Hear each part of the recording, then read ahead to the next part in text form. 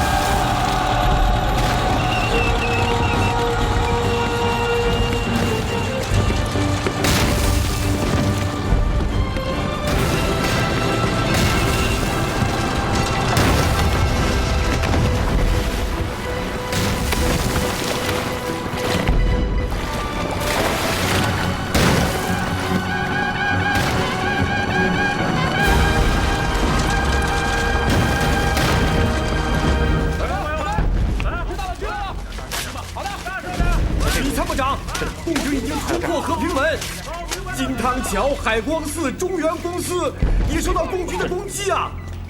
天津的东西南3个方向已被共军打开了9个突破口，我军外围阵地已被共军突破，损失惨重啊！共军的炮火猛烈，攻击甚猛，现在天津的每一个角落都在进行巷战、接垒战。李参谋长，让总司令接电话。总司令。天津陈长捷司令要直接跟您通话。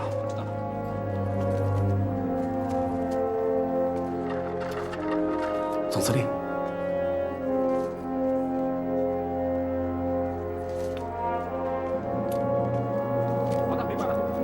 长捷啊，我傅作义这儿，希望坚持住，再想办法。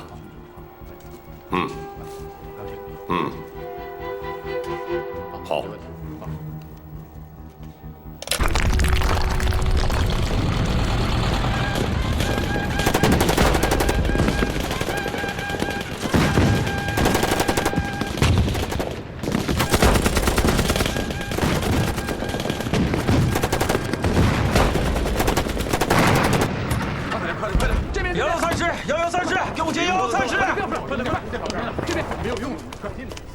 司令，北面有，整个天津马上就要被共军攻占了，根本维持不下去了。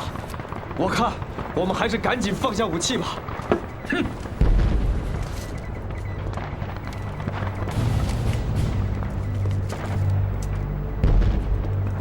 司令，共军已经离指挥部不远了，现在只有警卫部队在顶着。可总部的命令还是坚持就有办法。胡说！你马上出去，代表我跟共军的最高长官谈判。是，我给总司令打电话，给我接傅作义。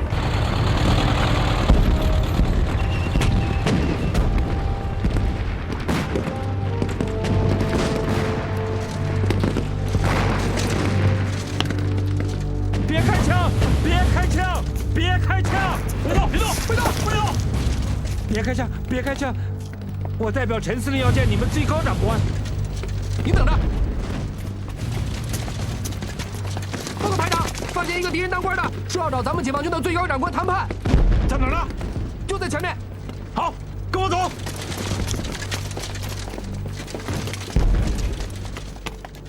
这就是我们的最高长官，有什么事儿你跟他说。您是？我是中国人民解放军东野1纵1师2团前卫营3连4排副排长邢春海。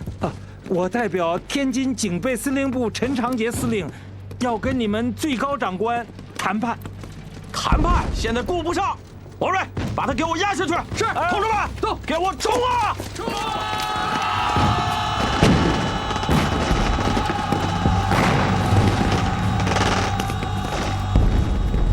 总司令，回动！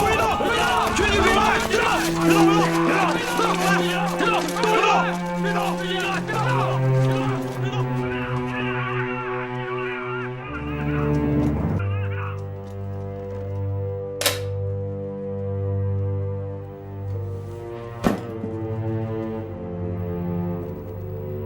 固若金汤的天津，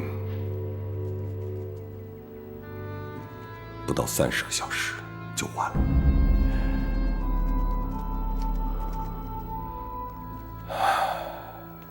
我们早该决断。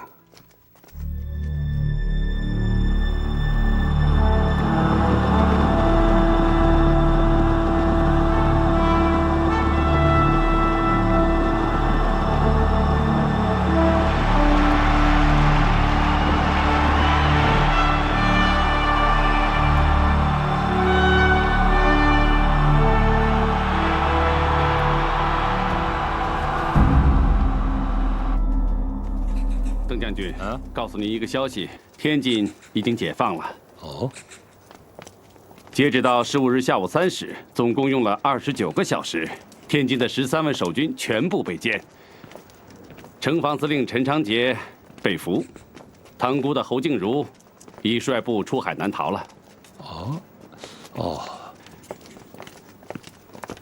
请。请。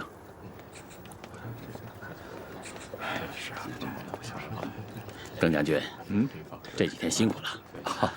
大家都很辛苦嘛，你也一样。好，别走了，好，再见吧。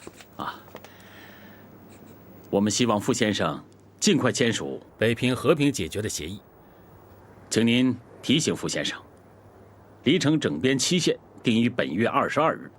诸位将军请放心，我一定督促傅将军尽快决断。邓将军，苏静同志作为平津前线的全权代表，他会配合你的工作的，他的安全问题就交给你了。关于这一点，你们就放心吧。好，再见了。再见。好，再见。再见了，保重啊。好，聂将军再见。再见。再见。走。好，走吧。好，各位将军回吧。再见。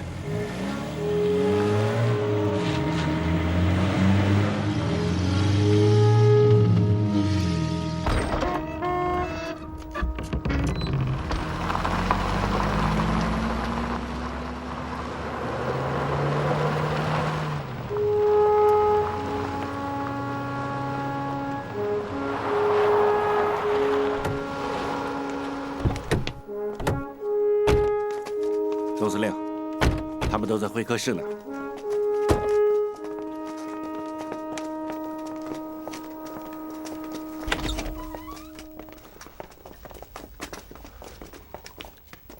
高山将军，辛苦了，你为北平和平解决立了大功啊！不敢当，不敢当。这次谈判气氛和谐，态度诚恳，很快就达成了初步协议。就等着你副总司令正式签署了。太好了，来，太好了！我来介绍一下，这位是解放军的全权谈判代表苏静处长。苏处长，欢迎你。副将军，林彪、罗荣桓、聂荣臻3位首长向您问好。谢谢3位将军，也请苏处长转达我对3位将军的问候，有劳苏处长。来，坐吧。好，请吧。司令坐。这是与林彪将军草签的北平和平解决的协议。好。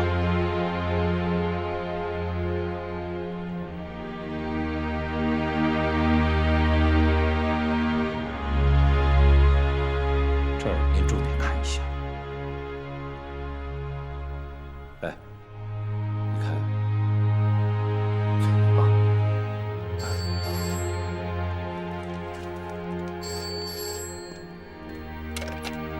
喂，是我，知道了，我马上过来。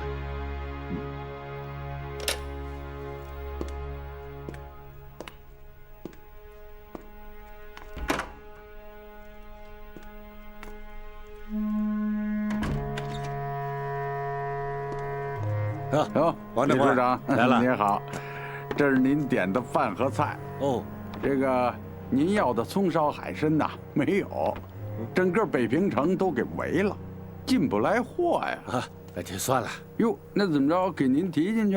不，搁这就行。好嘞，打明儿起啊，每天中午晚上都给我送一份这样的饭菜过来。行，捡好的给我做哟。好嘞，您的。哎，王掌柜，账先给我记着，回头我跟你一块结。得嘞，好，慢走啊。回见，李处长，回见。哎，这条13条，是不是可以这样提啊？联合办事机构建立后，即释放政治犯。原华北区被俘高级军官于北平接管后一律释放。下边是不是可以加一个括号？括号里写上中下级军官可随时释放。可以，可以加上去。好。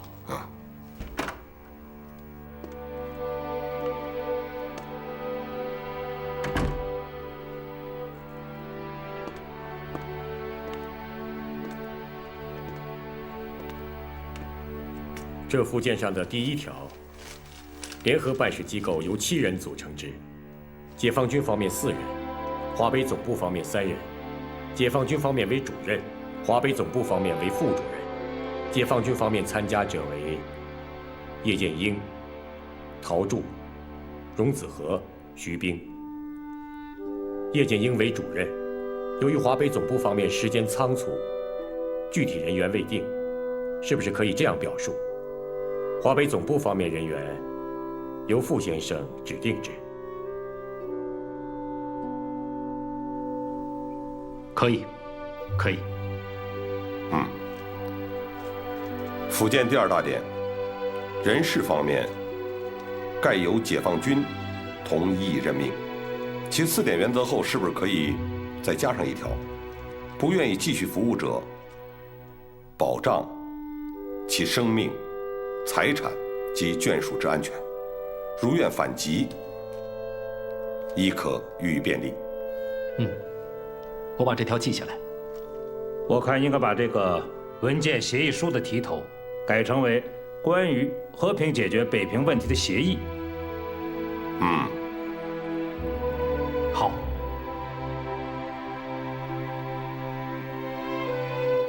我看这样就可以了。好，我速报平津前线指挥部，并急速转呈中央军委。请你转告毛泽东主席，只要有利于北平和平解决，我傅作义怎么都行。我一定转告。诸位，饭菜已经都准备好了，请大家到餐厅去吃饭吧。请。好，苏处长，来，请。来，请。好，来，请。啊，请。你看看，啊，已经搞得很细致了。先这样好吗？历史啊，周老总，你再看看这一条，还有这条。协议第2条，部队开动时，解放军可集中一部于德胜门及西直门附近，与守城部队取得密切联系，以防意外。我看让林罗聂去指定具体的部队，在城外策应，以防万一。好，第3条、第6条、第10条，还有第14条，我认为没有什么问题。第4、第5，第11条、第12条、第13条，同意林彪、罗荣桓提出的修改意见。主席第1条，傅方提出的联合办事机构的人选问题，这一点可以同意傅方的意见。第7条、第8条、第9条，同意罗荣桓、林彪的修改意见。我看这个协议就这么定下来了。这是一个新的方式，是创造出来的方式啊！是。心向往之，不懈努力，停战言和，面向未来，北平古城，在我们中国共产党人领导的革命战争中毫发无损。这将是我们留给历史。教导营的官兵们都给我听着！华北剿总司令部命令你们立刻放下武器。要是有谁敢违抗命令的，军法从事。只要你们放下武器，我们可以既往不咎。限你们10分钟之内放下武器。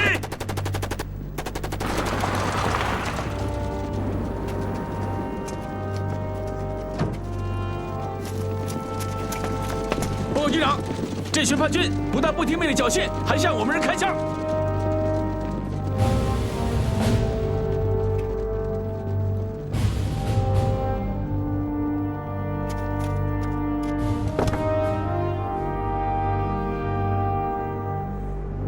好，时间到了，让特务连上去。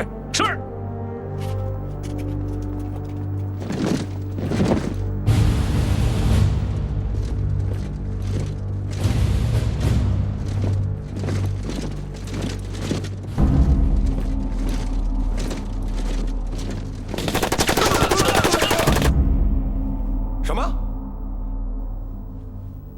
安军长，我现在命令你以最小的代价平定这股叛军。是。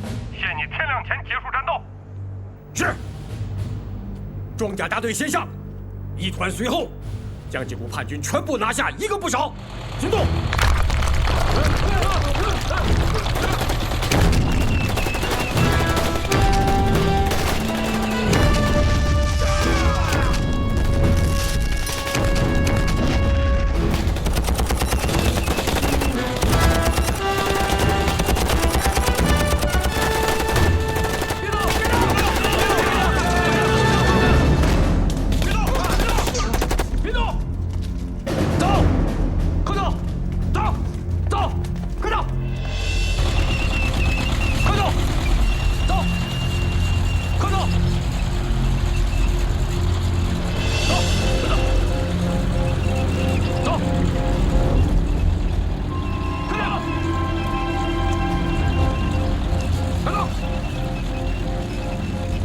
报告总司令，叛军已经全部投降。好，安军长，我马上向总司令报告。总司令，教导营的叛军已经全部缴械投降了。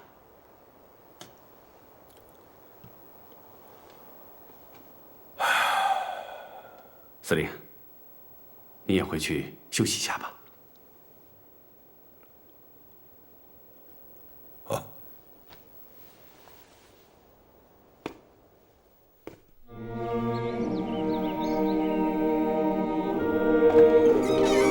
总司令，怎么样？有回话了？司令，中共中央回电，同意了协议中的所有条款。走，现在就去签协议。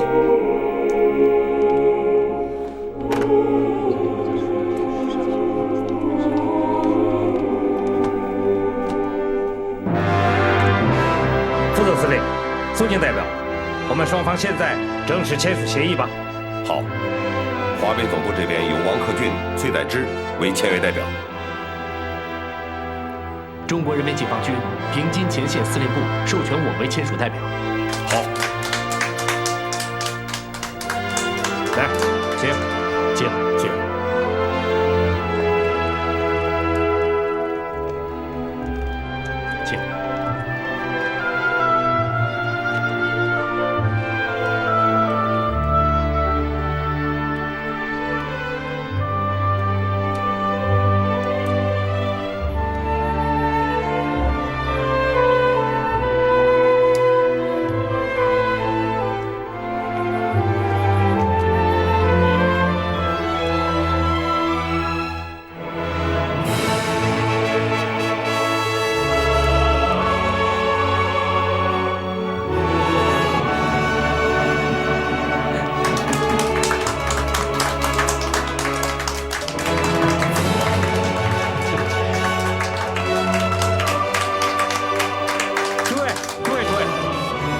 草拟协议之处，就是当年袁世凯派外交次长曹汝霖与日本公使签订丧权辱国21条的地方。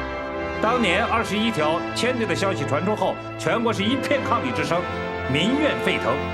我们今天签署的这个和平协议，我想公布于众后，人民一定会欢呼拥护的。哈哈哈。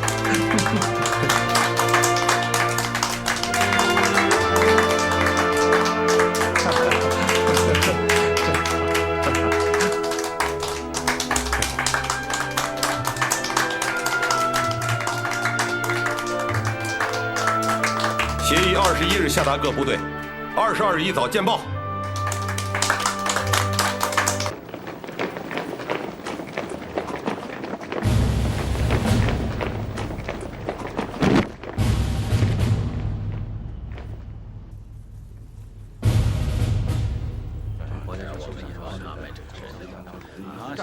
是吧？肯定要好，具体啊，好，很快。哎，师兄啊，你知道今天会议的内容吗？通知只说召开紧急军事会议啊。哎，我怎么觉得这个会议的气氛不对呀？我也觉得。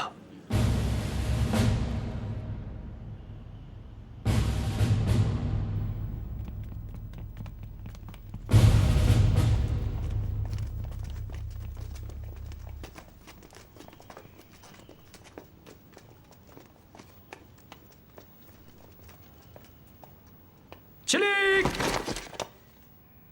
全体坐下。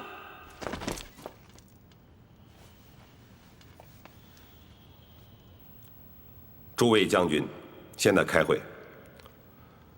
现在是决定我们北平25万军队和200万市民生死的时刻。我们面临的形势，我想不必多说，在座的诸位谁都不糊涂。眼下，可供我们选择的道路只有一条，那就是和共产党和谈。经过与中共解放军平津前线司令部协商，签署了一个关于和平解决北平问题的协议。下面由王克俊秘书长宣读协议全文。关于和平解决北平问题的协议书，分正文和附件2部分组成。正文共18条。关于和平解决北平问题的协议书，为迅速缩短战争，获致人民公益的和平，保全工商业基础与文物古迹，以期促成全国彻底和平之早日实现，使国家元气不再受损伤，经双方协议，公布下列各项：一、自本月22日上午10时，双方休战。2、过渡期间，双方派员成立联合办事机构，处理有关军政事宜，组织与人选，详见附件。3、城内部队兵团以下（括弧含兵团）（括弧完）原建制，原番号自22日开始移驻城外，于到达指定驻地1月后实行整编，即着手整编为人民解放军。4、移驻城外之部队可携带1星期之补给量。16、各种新闻报纸继续出刊，嗣后重新审查登记。17、保护文物古迹及各种宗教之自由与安全。18、人民各安生从业，勿相惊扰。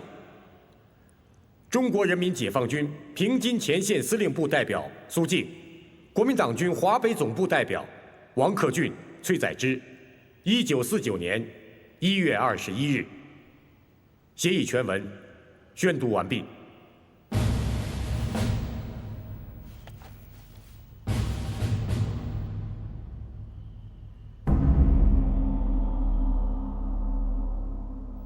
协议大家都听了，诸位有何意见？完全同意和平解决北平问题，赞同协议条款，坚决拥护副总司令的决断。霸占沿河，功在千秋，我完全拥护，坚决执行总司令的命令。赞成和平协议条款，和平顺应民心。我没意见，坚决执行命令。拥护北平和平，赞同协议条款，同意，同意，同意，同意，同意，同意。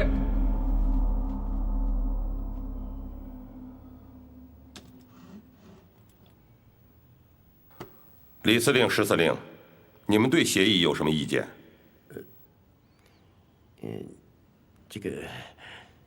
我们也说不出什么意见。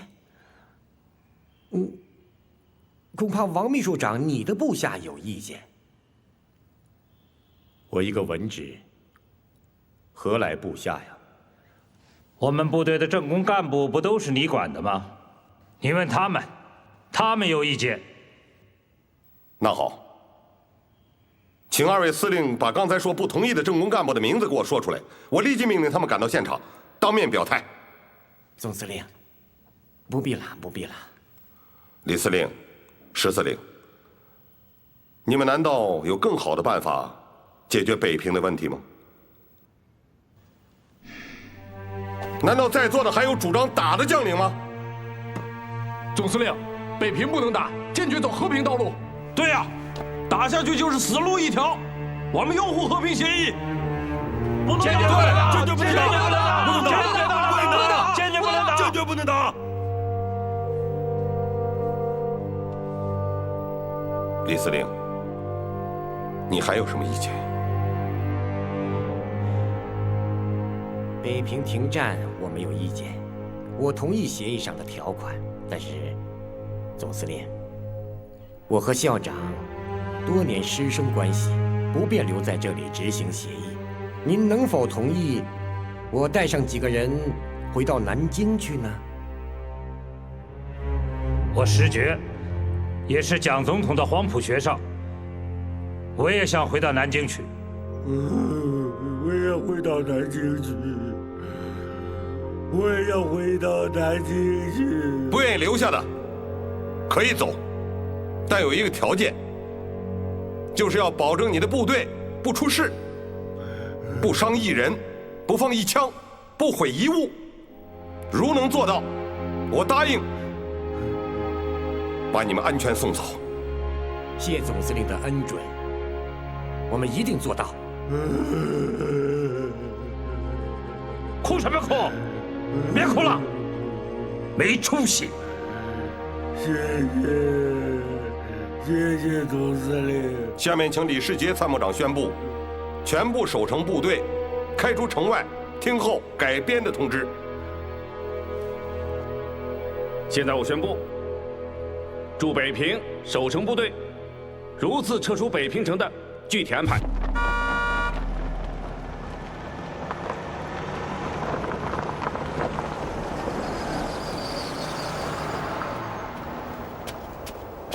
长官好。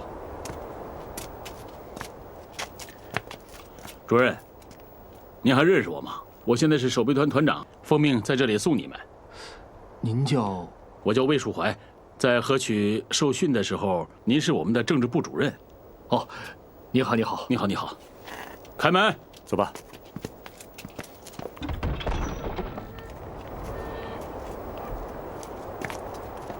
我只能送到这儿了。好，不远处就是火线，过了火线就是解放区了。到时候，兵权会接应你们。嗯。二位沿着路的中间走，路的两侧都是地雷。好，多保重。好，再见。再见。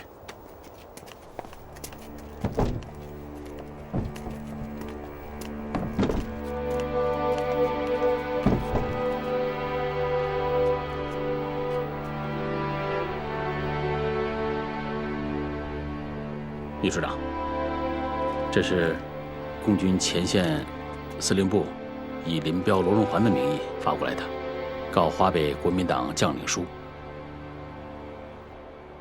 再不站住就开枪了！站住！快，站住！你说，快，快啊！站住！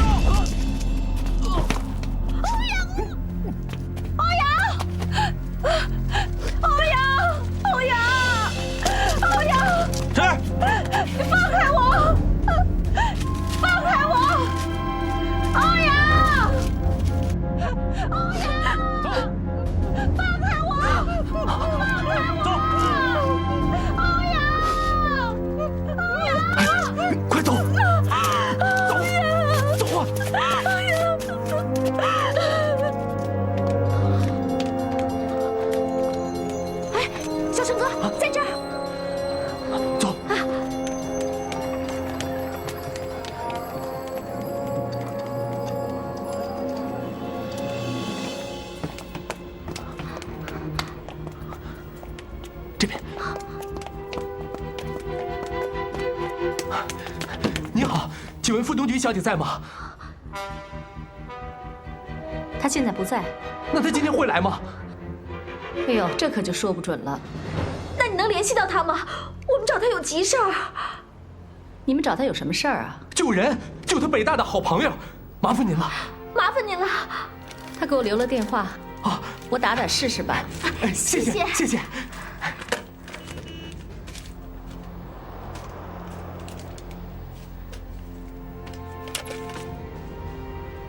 喂，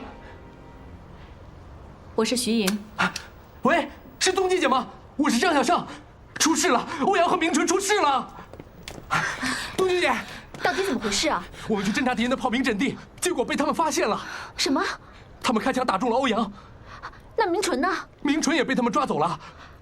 那袁教授知道这事儿吗？还不知道，出了事我们就来找你了。走，咱们去告诉袁教授去。好，走走。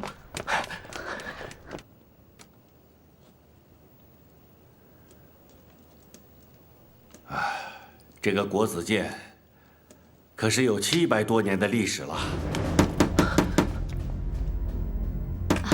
快！哎呀，明纯回来啦！哎呀，别着急，我来了啊！师母，小胜，东局，快来，请坐。哎，是东局和小胜过来了。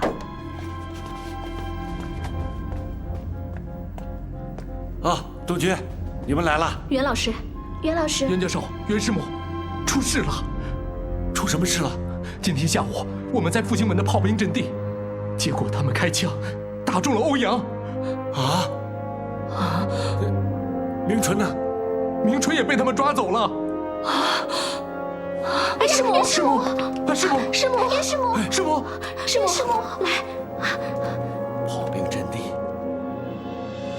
炮兵阵地，那是你们学生该去的地方吗？老师，师母，你们放心，我去想办法，一定把明纯救出来。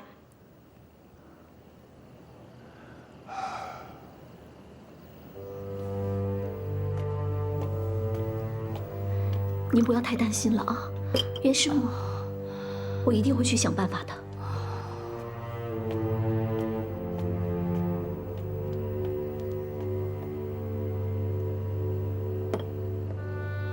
这是我和梁思成先生绘制的北平古迹图标，原本是想要让欧阳和明纯想办法交到解放军那边去的，现在就交给你们了。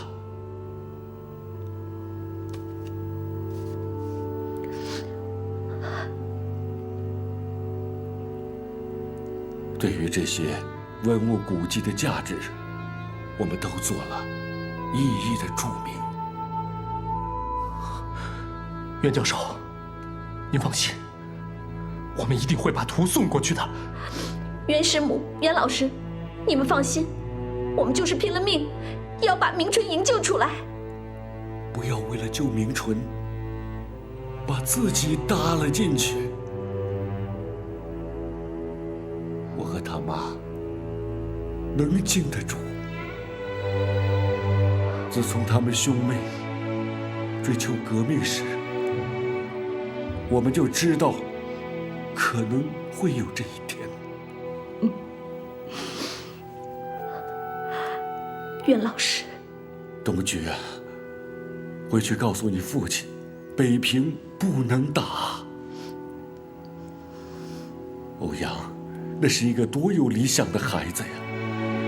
这个战争又要有多少个欧阳倒下，又要有多少百姓遭受战争的摧残？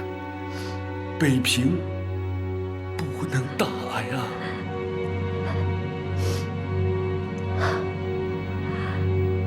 我一定把您的话告诉我父亲。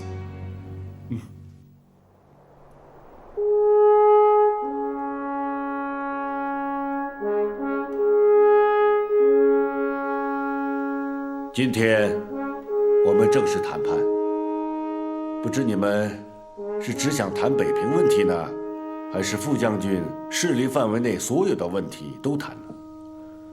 副将军的意思是，他他统辖的地区平津、唐绥一起谈。那很好。你电告副将军，平津、唐绥可以一起谈，但首先要解决平津两市的问题。我们的意思是，所有的军队都要解放军化，所有的地区都要解放区化。周先生，我们可以同意傅作义将军提出的用改编方式解决部队问题的提议，不过傅作义将军要遵照解放军的命令，在规定的时间内把所有的军队全部调出城外，开到指定地点，按整编方式改编为人民解放军。这个办法好，我想傅先生也会接受的。是的，关于部队的整编，我在出城的时候草拟了一个方案，还不太成熟，请各位将军考虑一下。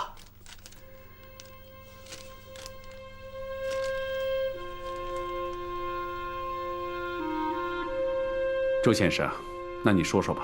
好，副总司令的意思是，军队的整编主要是以团为单位出城接受整编，不要以投降的方式来解决。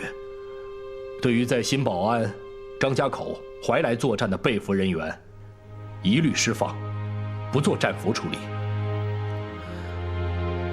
对军队的行政人员、文职人员和工勤人员要妥善的安排工作。对所属的军政人员，过去的罪行不予追究。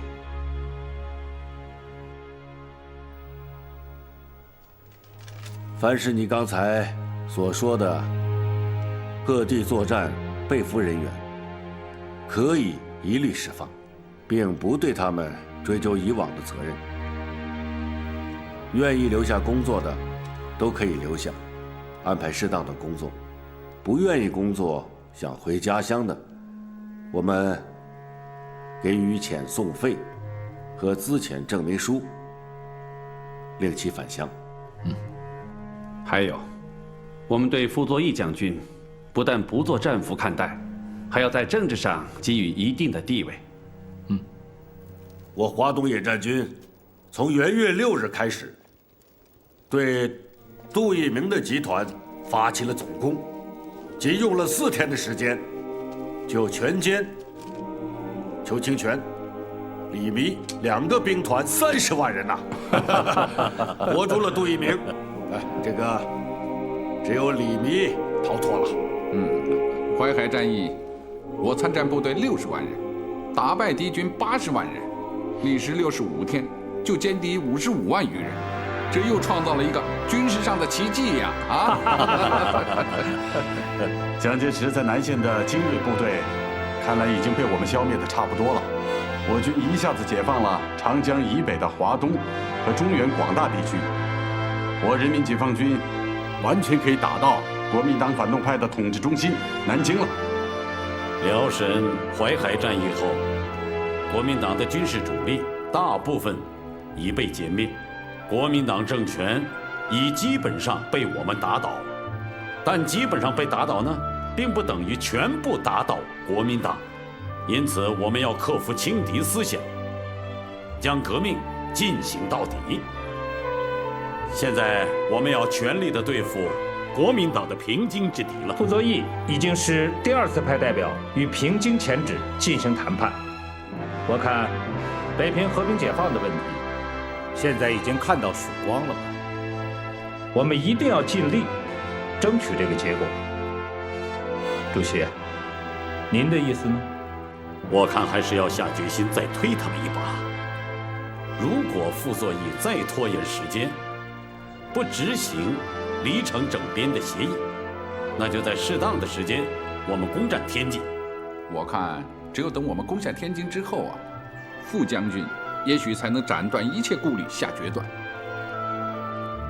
为做到仁至义尽，我看将原来规定的傅作义部队出城时限推迟上1天，天津的父系部队呢，推迟到12月13日之前开出城外，否则我14日就开始进攻。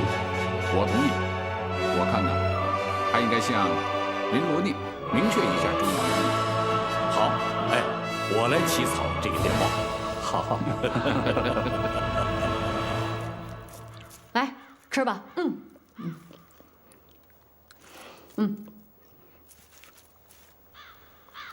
哎，姑娘，过来吃点吧。你老这么不吃不喝的，身体可就完了。姑娘，来吃点儿。来呀！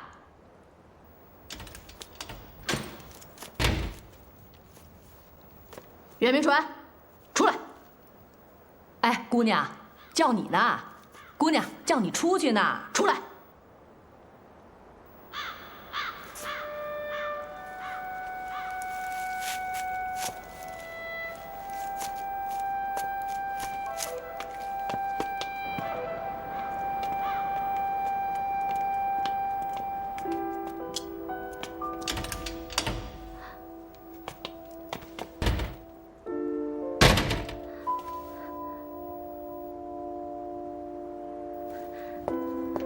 明纯，明纯，你怎么了？明纯，我是东菊。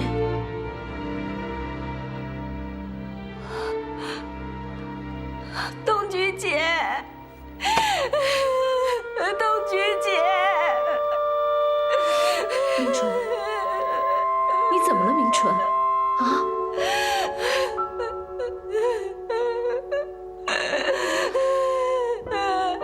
欧阳死了。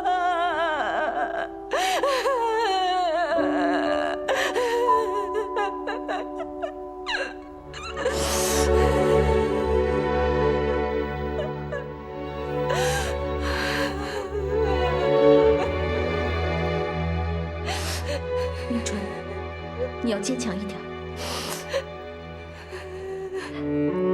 一切都会过去的，啊！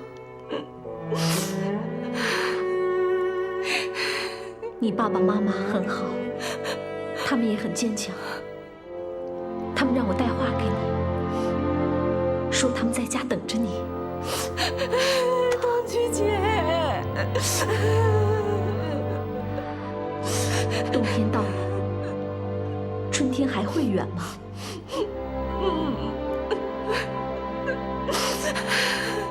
东菊姐，我知道了。从这个纪要看，共产党是很诚恳的。其他条款，我看都没什么问题。只是部队出城整编这一点，北平城内的中央军能做得到吗？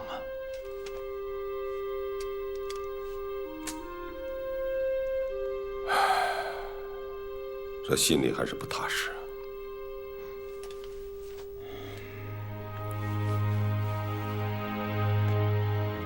即使现在向北平的军队吹风，估计也得一个过程。尤其是如何对付好中央军，得很好的周旋一番。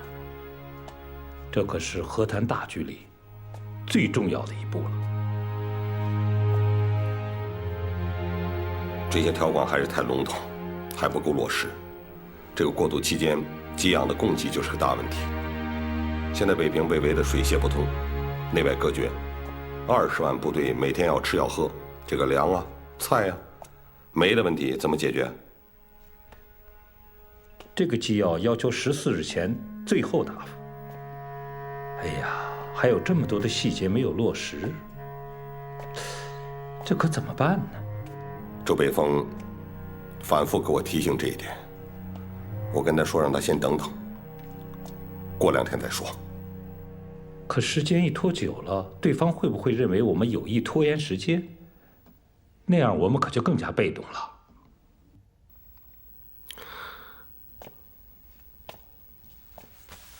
我想，我要脱离蒋介石集团，和平解决平津唐绥的意愿，对方不会不清楚吧？徐蚌会战，国军惨败，看来蒋介石是真的不行了。哎，政治腐败，人心涣散，军事无能，经济崩溃，就连美国人也救不了他了。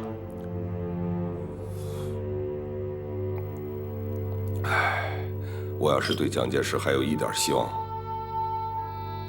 也不会拒绝担任东南军政长官了。前2日，林彪、罗荣桓给天津的陈长捷、林伟筹、刘云汉发出了亲笔信，称13日不缴械投降就攻打天津。我看咱们得抓紧呐。天津的攻势坚固，真打起来，我看怎么也能顶上2、3个月。我告诉陈长捷，坚决守住天津。但是我不知道长捷他是不是真的能守住啊。所以我希望在这关键时刻，宝山将军，你能亲自出马，以我全权代表的身份，见到林彪、罗荣桓和聂荣臻，争取为我方解决更多问题，尽可能把这些条款都谈具体了。好，我听从你的安排，随时复命。咱们是不是尽快过去早些谈？过于纠葛细节不会再影响大的谈判进程吧？好。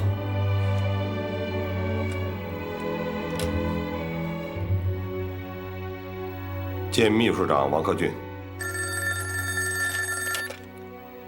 喂，克俊啊，司令，你让藤九以我的名义给林罗聂将军发个电报，你记一下。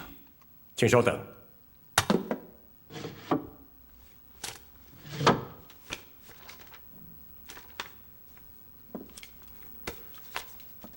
司令，您说吧。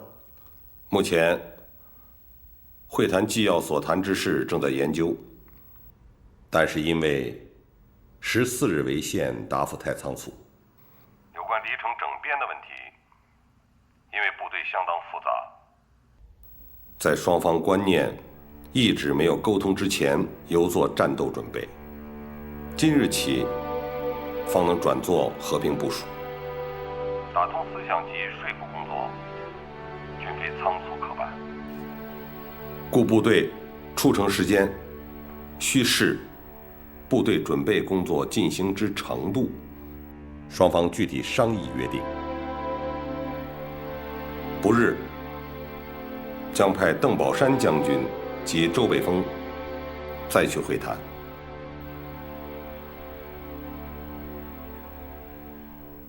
就这个内容。拍照。哎呀，诸位，今天我们华北7省市参议会代表和北平各界代表开会，就是呼吁华北剿总副总司令和中共解放军停止战争对峙，和平解决北平问题。对，北平问题一定要解决。诸位，我们都是中国人，应该立即停止战争，大家和平谈判，以求中国的兴盛。对。我提议，以大会决议的名义，通电南京和中共双方，呼吁双方顾及北平200万人民的痛苦、上千年的文化古迹，坐下来谈判。北平不能打呀，这是人民的意愿。对，不能打。哎，诸位，谁都知道，北平是座历史文化古城，蕴藏着千年古迹。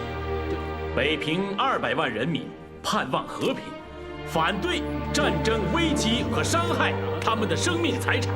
现在两军对垒，大战一触即发。我们呼吁立即坐下来和谈。为了什么？这叫人民的意愿。蒋介石要的不是真正的和平，他打内战的策略不会改变，这是政治伎俩。对，我们要的不是这个，我们要的是停止内战，国家统一，民族复兴。对啊，说得好，对。我要向傅作义将军发出呼吁：你是抗日名将，但内战你不能打，应该顺应民心，选择和平罢战，铸剑为犁。将成就一番千古伟业。对呀，谁做出了对国家民族有益的事，必将永垂史册。我不相信傅作义将军愿意看到圆明园的悲剧在北平重演。对呀，说得好。对，我们要去中南海，去向傅作义将军请愿，呼吁反对战争，通过谈判和平解决北平问题。对。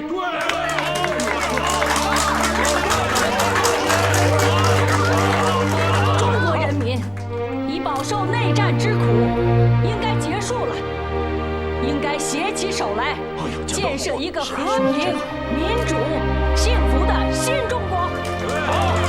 对，好。刚才发言的是康有为先生的女儿，她说得好啊。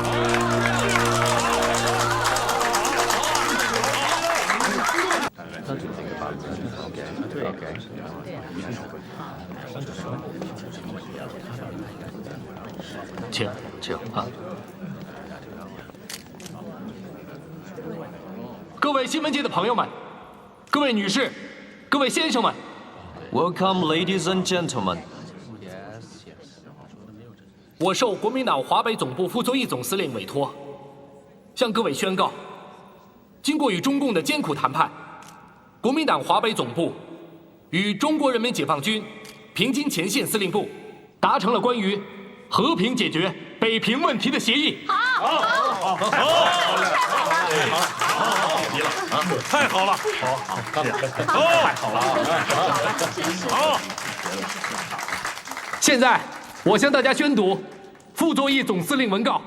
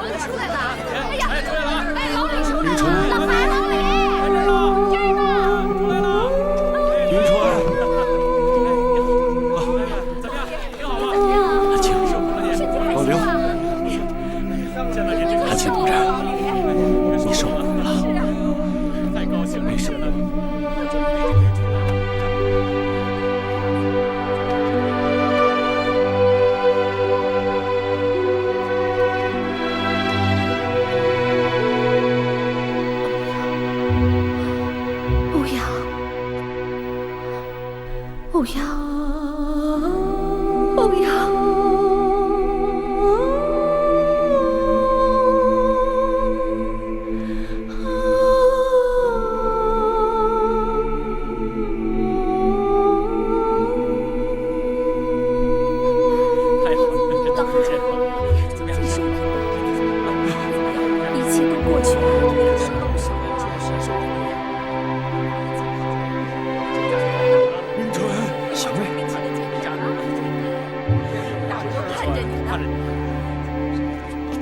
纯，爸，立纯，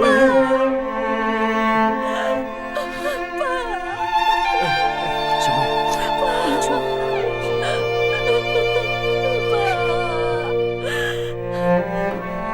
爸，小妹，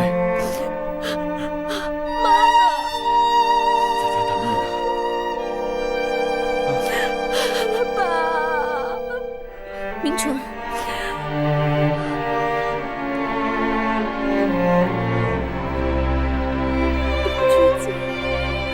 明纯，冬菊姐，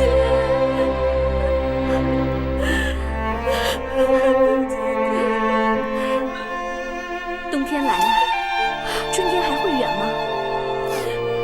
冬菊姐，我想欧阳。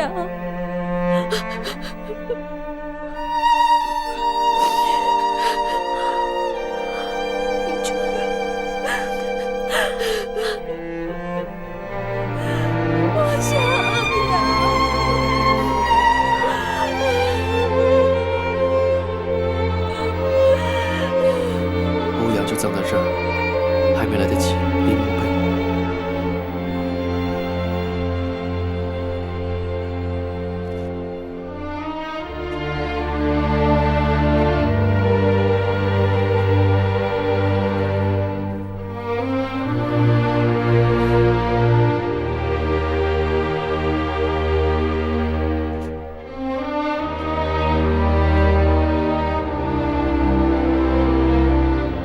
如今我呼唤起来了，太阳升起来了，他的手抚摸过哪里，哪里就消失了寒冷，只有发芽的青翠的生命，飞翔的春风。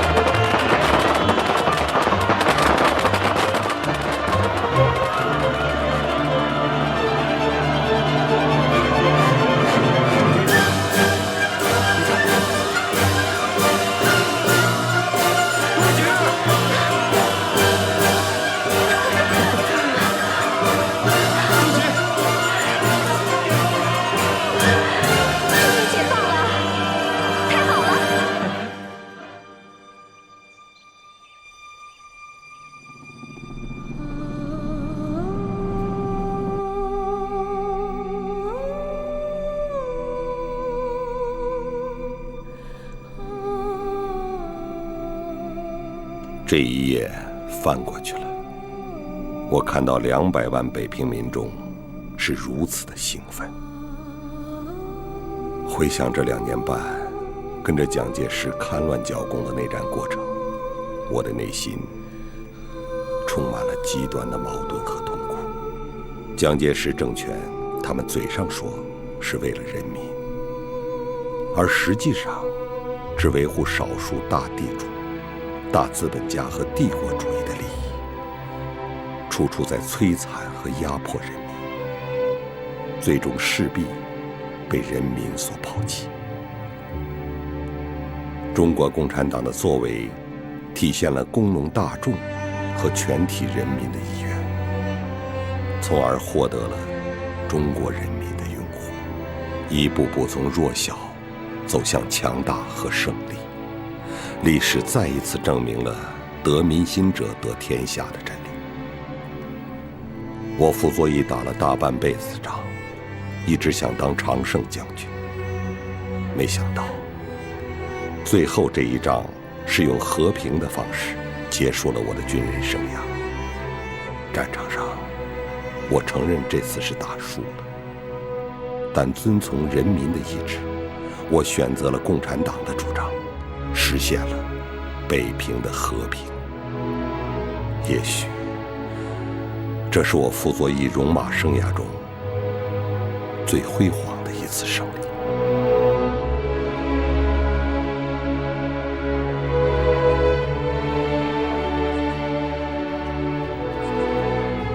主席来了。